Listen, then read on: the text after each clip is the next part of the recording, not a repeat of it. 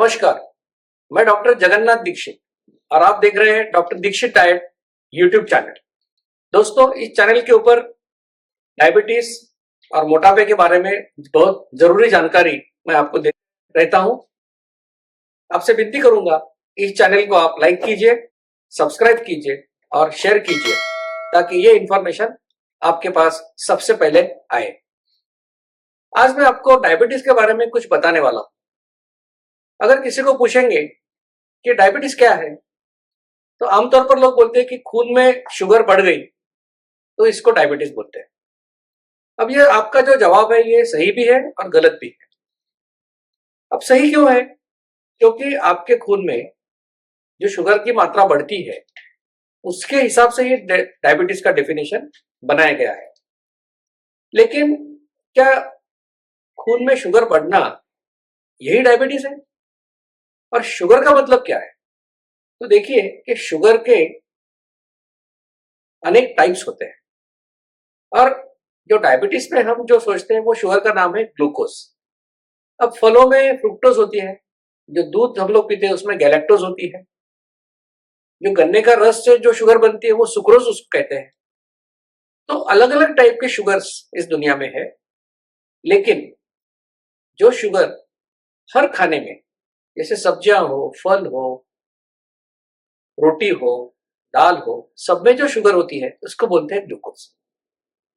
इस ग्लूकोज की अगर मात्रा हमारे खून में बढ़ गई तो इसको डायबिटीज बोलते हैं।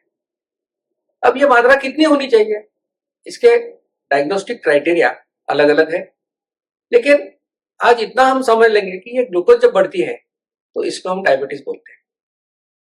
अब ग्लूकोज बढ़ना ये डायबिटीज एक्चुअली नहीं है, ये डायबिटीज का परिणाम है। इसके पीछे जो कारण है अगर इसको हम समझेंगे तो देखिए कि हमारे शरीर में जैसे टेम्परेचर कंट्रोल होता है कि हमारे शरीर का जो तापमान है वो एक विशिष्ट मर्यादा में उसको हमेशा रखा जाता है। अगर वो टेम्परेचर कम भी हुआ या कुछ लिमिट से ज्यादा हुआ तो भी इंसान की मौत हो सकती है। उसी तरह से हमारी जो ग्लूकोज है उसकी मात्रा एक विशिष्ट मर्यादा में रखने की शरीर कोशिश करता है और इसके अगर आगे चले जाएगी तो उसको हम डायबिटीज बोलते हैं। अब एक विशिष्ट मात्रा में ग्लूकोज रखने के लिए दो प्रकार के यंत्रणा कार्यरत होती है।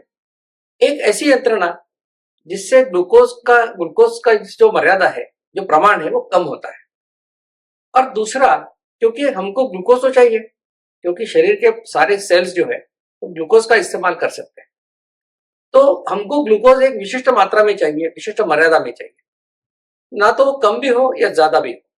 तो इसलिए शुगर की या ग्लूकोज की मात्रा कम करने के लिए इंसुलिन जैसा जो हार्मोन है, जब इंसुलिन सिक्रेट होता है तो ग्लूकोज का इस्तेमाल शुरू हो जाता है। और जब हमको ऐसा लगता है कि ग्लूकोज की मात्रा कम हो रही है, इसको बढ़ाना चाहिए, तो दूसरे कोई हार्मोन्स होते हैं जैसे ग्लूकागॉन है, एपिनेफ्रिन है, एड्रेनलिन है, ये सब हार्मोन या स्टीरॉइड्स हार्मोन्स है, इनका सिक्रेशन शरीर में होता है ताकि ग्लूकोज की मात्रा बढ़ सके। यानी ग्लूकोज की मात्रा कम करने के लिए इंसुलिन और ग्लूकोज की मात्रा बढ़ाने के लिए अन्य हार्मोन्स।